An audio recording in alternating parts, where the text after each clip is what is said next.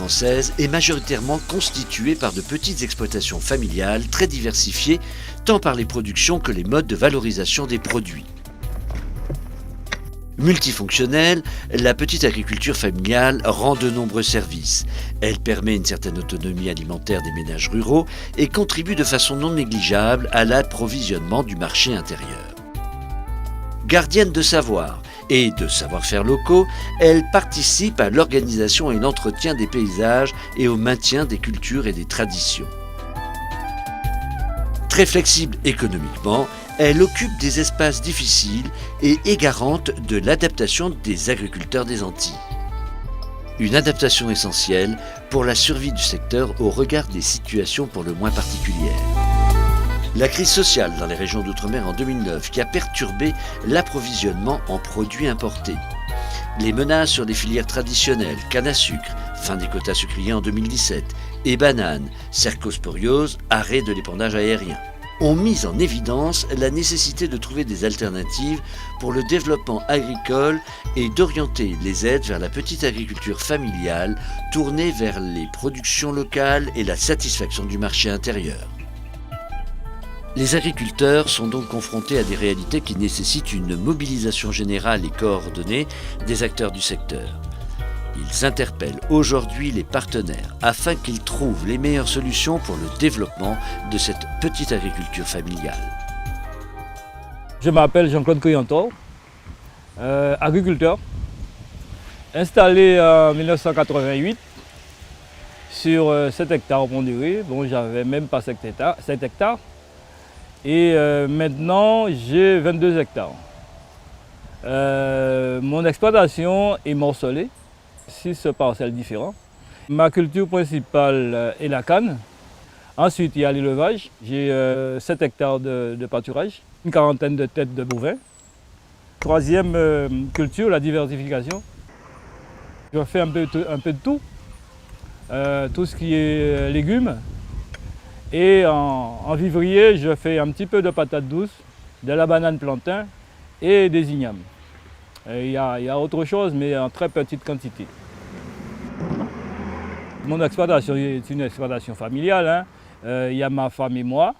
Et avant, j'avais un ouvrier à plein temps, mais qui, pour raison personnelle, est parti.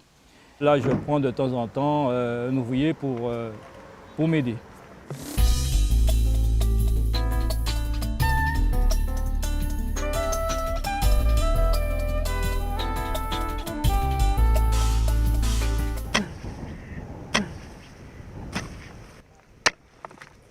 Depuis 1987, c'est papa qui a cultivé le terrain là. Ça. Au départ, on a fait on m'a arrêté tout ça parce qu'il y a plein de difficultés. Alors on dit comme on a fait le travail là, ce n'est pas pour moi. Alors mettez-moi qu'à planter légumes, on a planté racines aussi, ni betterave pas là, ni carottes pas là, laitier, ni concombre, ni patates, ni tout bitin, haricots, tout bitin. Le problème en moi, c'est des bas peuples à manger en agriculture qui est propre, des légumes propres. Eh bien, on a de certains restaurants qui demandent des légumes, qui livrent. La plus grande partie des productions en moi, c'est sur le marché, en cas écoulé. Et il faut savoir que l'envoyer ça, ces légumes à monnaie, il ne peut pas rester.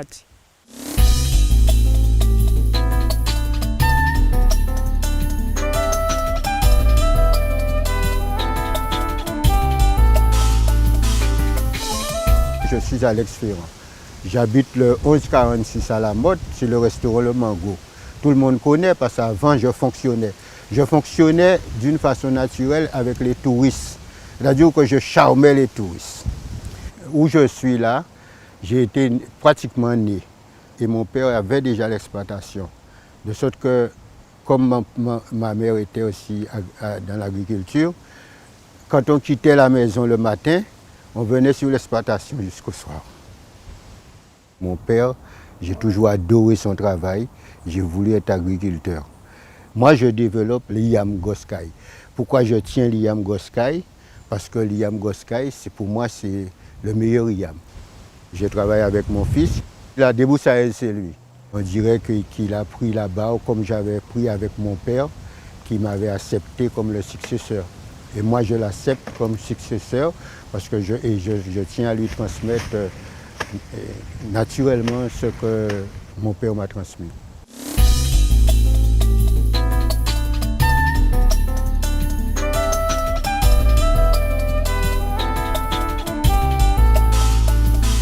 C'est mon fils Richard, jeune agriculteur installé en 2007 en reprise d'exploitation à Le Père Moi.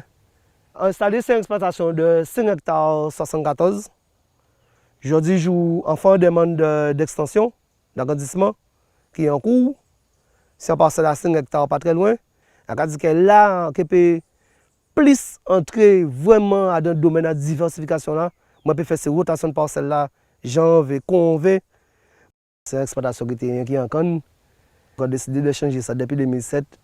De faire une diversification vivrière, maraîchère. On a fait pop compost en moins, on a fait pop fumier en moins, on a fait volaille. Le projet en moins, c'est de vraiment intégrer la famille en moins parce que madame en moins qui a fait en formation à agro-transformation. On a eu deuxième garçon en moins qui a préparé un bac professionnel en agriculture.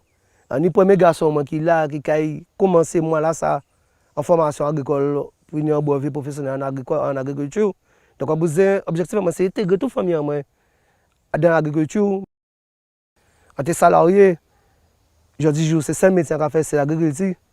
Et c'est ça, ensemble, père de famille, on est 6 personnes, c'est ça qu'on fait pour toute la famille à manger.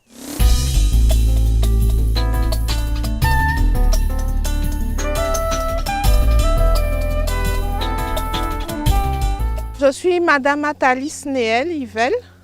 Je suis exploitant agricole depuis 2005 et certifiée agriculture biologique depuis 2006.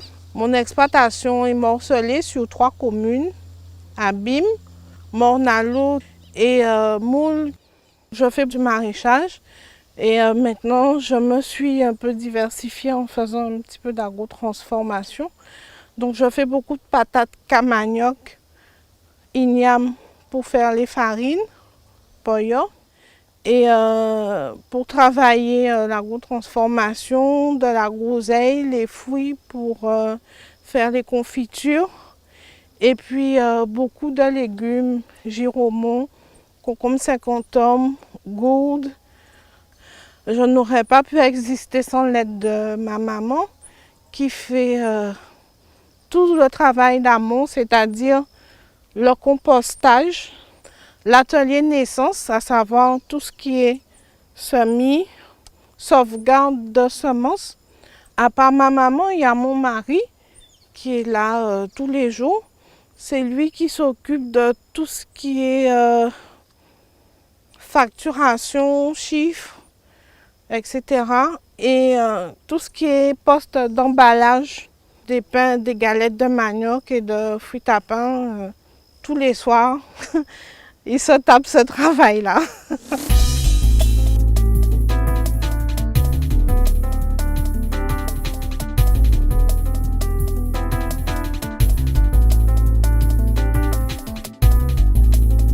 L'objectif des années à venir sera donc d'accroître l'autonomie alimentaire avec le souci constant d'une meilleure qualité proposée par l'agriculture insulaire. Pour cela, il faudra que petits agriculteurs, acteurs de la recherche du développement agricole et du développement régional, réussissent ensemble la transition agroécologique, qui seule peut contribuer à développer une agriculture diversifiée et respectueuse de l'environnement. Du 1er au 5 février, à l'initiative de l'INRA, de la Chambre d'agriculture, du Conseil régional et du Conseil général, Transact 2015 vise à initier ce dialogue en proposant un échange entre tous les partenaires. Ce sera aussi l'occasion de dégager les pistes pour que la loi d'avenir pour l'agriculture, l'alimentation et la forêt, votée en septembre 2014, contribue à favoriser le développement des petites exploitations familiales aux Antilles. Respect pour la terre, parce que la terre c'est nous.